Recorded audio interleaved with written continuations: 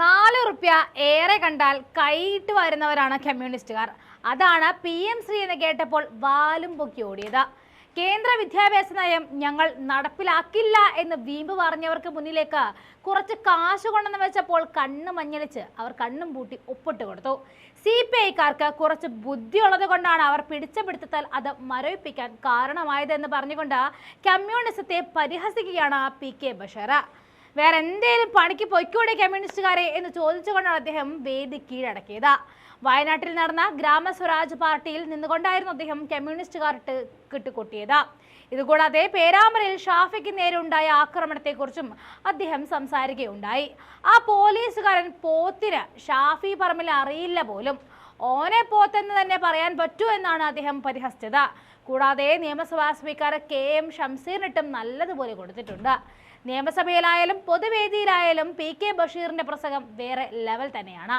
പറയേണ്ടത് പറയും, കൊള്ളേണ്ടടുത്ത് കൊള്ളിച്ചും തന്നെയാണ് അദ്ദേഹം പരിഹാസ രൂപത്തിൽ കാര്യങ്ങൾ പറയാറുള്ളൂ. അദ്ദേഹത്തിന്റെ ആ പ്രസംഗത്തിന്റെ വീഡിയോ ദൃശ്യങ്ങളിലേക്ക് പോകാം. ഒരു പോലീസുകാരൻ പോത്തിന് അറിയില്ലാന്ന് പറഞ്ഞാൽ നിങ്ങൾ ആലോചിച്ചോക്കാണ്. നമ്മളെ പോത്തന്നെ പറയാൻ പറ്റുള്ളൂ, നിങ്ങൾ എന്ത് പറഞ്ഞിട്ട് കാര്യമില്ല. നിങ്ങൾ ആലോചിച്ച് നോക്കി, അവിടെ നിൽക്കണം. നോക്കി ഷാഫി പറമ്പിൽ DYSPന്റെ അടുത്ത് നിൽക്കുക. എന്നിട്ട് ആ DYSPക്ക് MP അറിയില്ലാന്ന് പറഞ്ഞാൽ ഇപ്പൊ ഒരു സമര മുഖത്ത് വരുമ്പോ അതിന്റെ നേതാക്കന്മാര് എന്തിനാ നമ്മളൊക്കെ മുന്നിൽ നിർത്തുന്നത്? അത് അറിയുമ്പോൾ എന്തെങ്കിലും പ്രശ്നങ്ങളൊക്കെ ഉണ്ടെങ്കിൽ ഒന്ന് സോൾവ് ചെയ്യാൻ വേണ്ടി. എന്നിട്ട് ഇങ്ങനെ പറഞ്ഞത് വേറൊരുത്തനെ കൊണ്ട് ഷാഫി പറയാണ്, മൂർത്താക്കാണ് അടിപരണ്ടത്, അത് മാറിയോട് കഴിച്ചിട്ടായി. അറിയങ്ങള് ഇവർക്ക് എന്താ വെച്ചാല്, ഒന്ന് നമ്മള് രാഹുൽ മാങ്കുട്ടി, ഒന്ന് ഷാഫി, ഒന്ന് ഫിറോസ്, ഇവരെ കൊണ്ട് തകർക്കുക. എന്നിട്ട് ആ യുവജന നേരെ ഇല്ലാതെയാക്കുക. ഇവർക്ക് ഇങ്ങക്ക് അങ്ങനെ ഗ്ലാമറിൽ ആൾക്കാരെ കിട്ടാതെ ഞങ്ങളത് കാട്ടാനാണ് കട്ടിലാട്ട് സുമ്മട്ടണികൾ.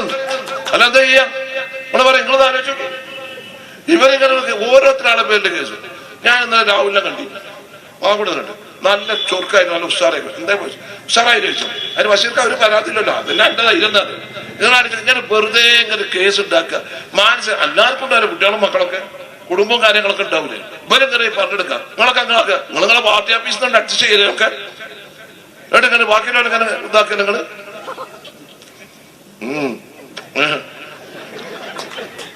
അല്ലേ, നിങ്ങളെ അങ്ങനെ എല്ലാരും കൂടി തേമാൻ നടക്കണ്ട.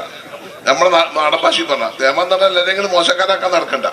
നിങ്ങള് ചില കാര്യങ്ങളൊക്കെ കമ്മ്യൂണിസ്റ്റ് പാർട്ടി ഒരു നിലപാടൊക്കെ വേണം. ഇതൊക്കെ ഇപ്പോഴത്തെ കാലത്ത് പറഞ്ഞ ഓരോരുത്തരാളെ ഭാവി നശിപ്പിക്കുക, അവരെ കുടുംബജീവിതം നശിപ്പിക്കുക, വീട്ടിലുള്ള ആൾക്കാരെ കാര്യങ്ങളൊക്കെ നോക്കട്ടെ. നിങ്ങളങ്ങനെ പറയുന്നുണ്ടല്ലോ അസംബ്ലിയിൽ. ഇപ്പൊ നിങ്ങൾക്ക് അങ്ങനെ കിട്ടിയാൽ നിങ്ങൾ പണ്ട് ആരൊക്കെ പറഞ്ഞേ? നിങ്ങളുടെ പണ്ട് K കരുണാകരൻ സാറിന് എന്തൊക്കെ പറഞ്ഞിന്, മുരളീൻ എന്തൊക്കെ പറഞ്ഞിന്, പത്മജൻ എന്തൊക്കെ പറഞ്ഞിന്. അത് അധികാരത്തിൽ ഇപ്പൊ നിങ്ങൾക്കൊക്കെ ഇപ്പൊ നിങ്ങളെ മക്കളെ കുട്ടികളും മരക്കളും അഞ്ചന്മാരും ഏട്ടന്മാരും ഒക്കെ ഇതിന് മാന്തല്ലേ? ഇതേ ഇപ്പൊ നിങ്ങൾക്ക് ആർക്ക് ഉണ്ടായിട്ടോ? നിങ്ങളത് ആലോചിച്ച് നോക്കി. നിങ്ങൾ ചുരുക്കാൻ പറഞ്ഞില്ല, നിങ്ങൾ കാര്യങ്ങൾ അറിയണം.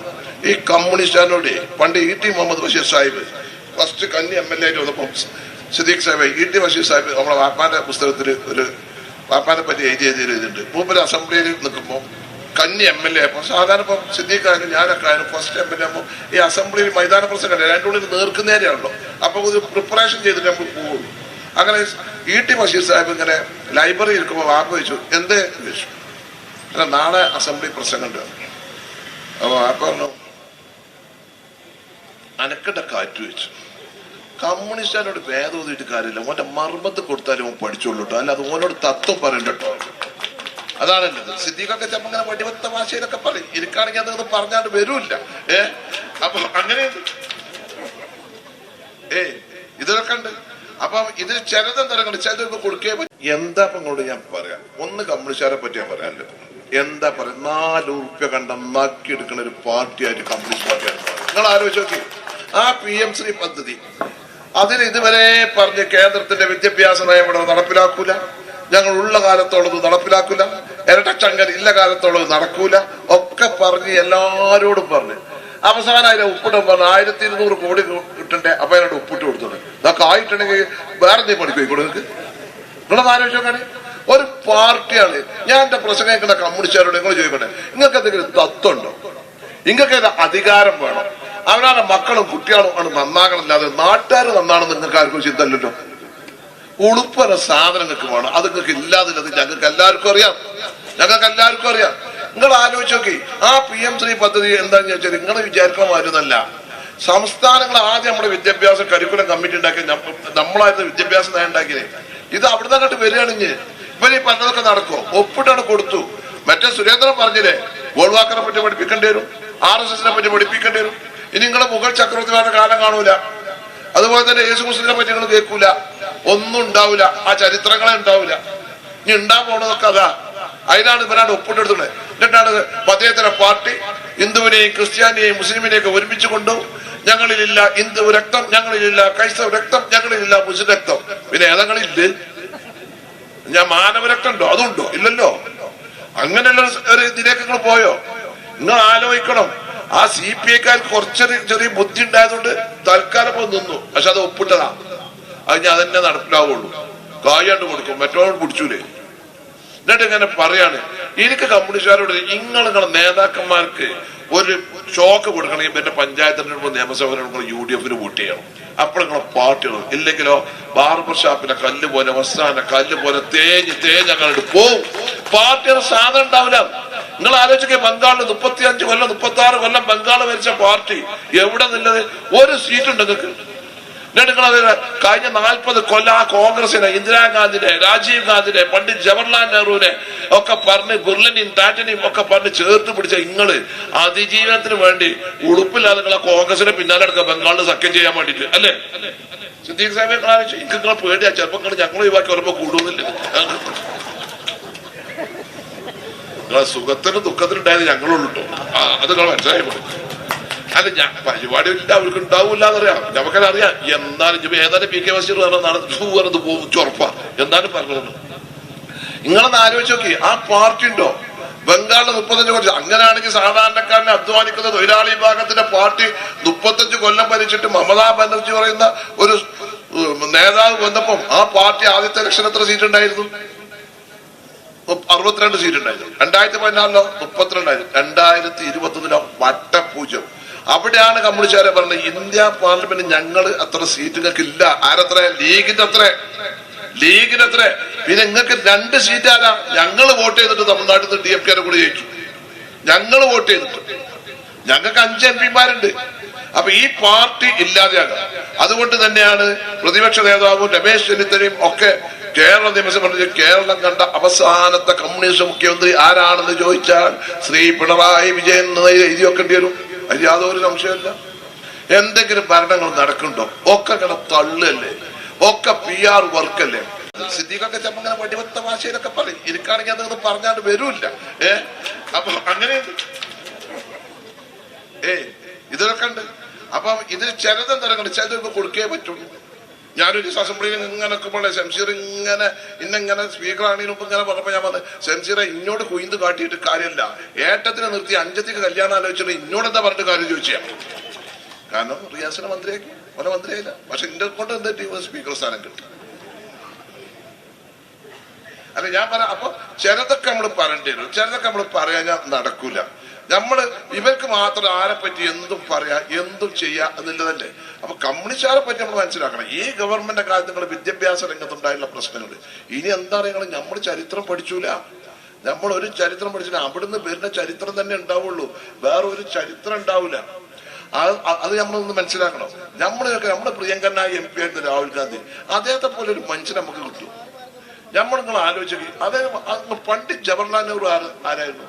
പണ്ഡിറ്റ് ജവഹർലാൽ നെഹ്റുവിന്റെ അച്ഛൻ ആരായിരുന്നു? മോത്തിലാൽ നെഹ്റു. ഇന്ത്യ വിട്ടുപോകാൻ ബ്രിട്ടീഷുകാരോട് എത്ര റുപ്യമാണെന്ന് ചോദിച്ച ആളാണ് പണ്ഡിറ്റ് ജവഹർലാൽ നെഹ്റുവിന്റെ അച്ഛൻ മോത്തിലാൽ നെഹ്റു. ആ മോത്തിലാൽ നെഹ്റുവിന്റെ ജവഹർലാൽ നെഹ്റുവിന്റെ പേരക്കുട്ടികളാണ് ആ മക്കൾ. ഓർക്കൊക്കെ അനവധി സ്വത്തും കാര്യങ്ങളും ഒക്കെ ഇല്ല കൂട്ടുക. ഓരോരുത്തരെ ഈ വെയിലും മയം കൊണ്ട് ഇങ്ങനെ റോട്ടിൽ കൂടെ എടുക്കണേ ആർക്ക് വേണ്ട? ഞമ്മക്ക് വേണ്ട. ആ ബോധം ഞമ്മക്കൊന്നും ഉണ്ടാവണം. ഞാൻ അതിന് 4 ഗ്രൂപ്പായിട്ട് നടക്കും വേണ്ട. തെരഞ്ഞെടുപ്പിന് പോകുമ്പോൾ മജേക്കാട് വോട്ട് ചെയ്തോളി.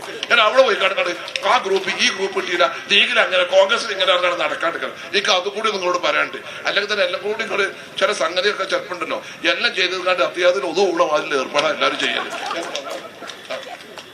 എല്ലാവർക്കും മാതിരി തെരഞ്ഞെടുപ്പ് വരുമ്പോ ജയിച്ചിട്ടില്ലെങ്കിലേ നിങ്ങൾ 5 കൊല്ലം എന്ത് ചെയ്തിട്ടും കാര്യമില്ല. ഇപ്പൊ രാഹുൽ ഗാന്ധി ഭാരതീയടൊക്കെ യാത്ര നടത്തി, നമ്മളെല്ലാവരും വളരെ പ്രതീക്ഷയോട് കൂടി നടത്തി. അദ്ദേഹം നടത്തി. ഇപ്പൊ ബീഹാറിൽ നടത്തി 65 ലക്ഷം ആൾക്കാരെ വോട്ടർമാരെ പോയത്. അതിൽ പോയത് 40 ലക്ഷം ന്യൂനപക്ഷങ്ങളാണ് പോയത്. ആർക്ക് വേണ്ടിയാണ് അദ്ദേഹം ഈ യാത്ര എടുത്തത്? ഞമ്മക്ക് വേണ്ടിയാണ്. ഓർക്കാട് സൂചിച്ചാണ് ഇരുന്നാൽ പോലെ. നിങ്ങൾ ആലോചിച്ചു. ഇപ്പൊ പ്രിയങ്ക ഗാന്ധി രാഹുൽ ഗാന്ധി കേശം വന്നു, നമ്മുടെ MP ആണ്. എത്ര പ്രാവശ്യം വന്നു?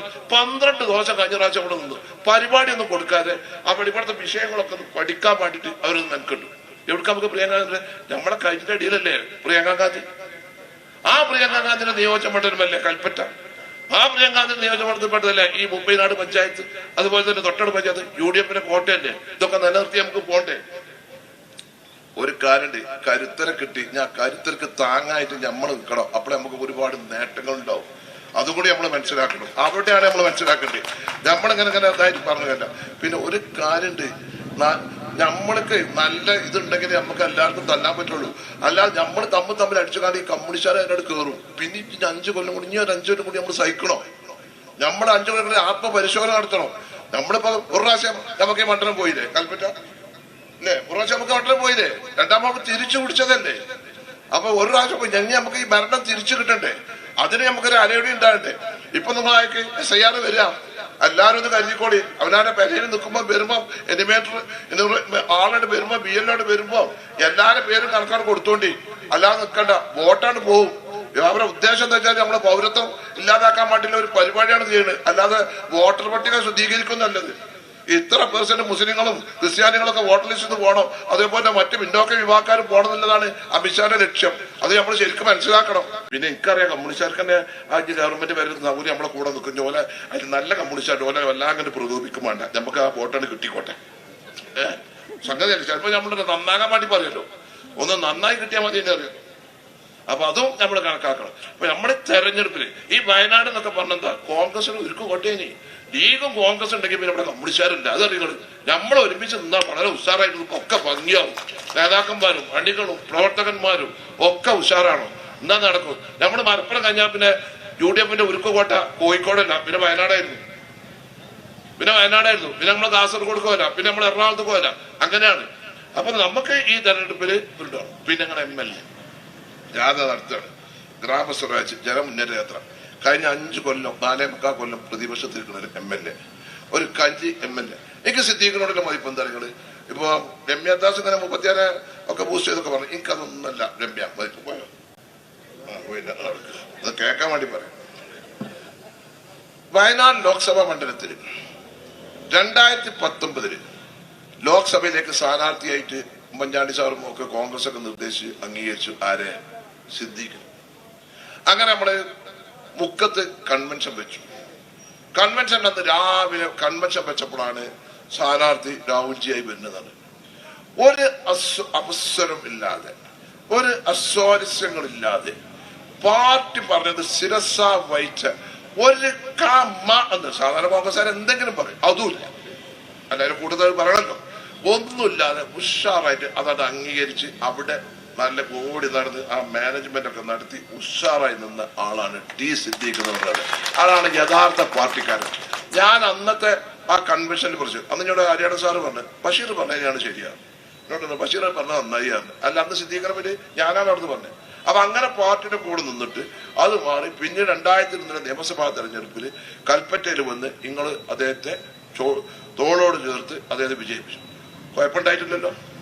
ഞാൻ ചോദിക്കട്ടെ, ചൂരൽമല മുണ്ടക്കൈ ദുരന്തം ഉണ്ടായിട്ട് ഒരു MLA എന്നതിനേക്കാൾ അപ്പുറം രാവും പകലുമായിട്ട് നിന്നിട്ട് എല്ലാ കാര്യം നടത്തിയില്ലേ? ഞാൻ നാളുകളെ എറണാകുളത്ത് പോയപ്പോ അവിടുത്തെ ഫർണിച്ചറുകാർ ഞങ്ങളെ വിളിച്ചിരുന്നു, സിദ്ദീഖ് MLA എടുക്കുക. അപ്പൊ സിദ്ദീഖ് MLA അതിന്റെ ഫർണിച്ചറൊക്കെ സിദ്ദീഖിനെ കൈക്കാണ്ട് വരികയാണ്. ആ ആവശ്യമുള്ള ആൾക്കാർക്കൊക്കെ ഫർണിച്ചർ, കാര്യങ്ങൾ, മറ്റു സൗകര്യങ്ങൾ എല്ലാം കൊടുത്തില്ലേ? ആരെ ഒരാൾ കിട്ടാ? എല്ലാത്തിനും ഒരു വാപ്പ വേണം. ആ വാപ്പയാണ് സിദ്ദീഖ്. നിങ്ങൾ മനസ്സിലാക്കണം. എല്ലാത്തിനും ഒരാള് സിദ്ദീഖ് എത്തി പറയില്ല. ഇല്ല കാര്യം പറയാൻ പറ്റൂല. കുറച്ചൊക്കെ നാട്ടുകാർ അറിയും വേണം. അതിപ്പോ നിങ്ങളെ ഞാൻ പോയി എനിക്കിപ്പോ നിങ്ങളെ കൊണ്ടൊരു കാര്യമില്ലല്ലോ, നിങ്ങൾക്കറിയാലോ. അതുകൊണ്ട് ഞാൻ പറഞ്ഞു.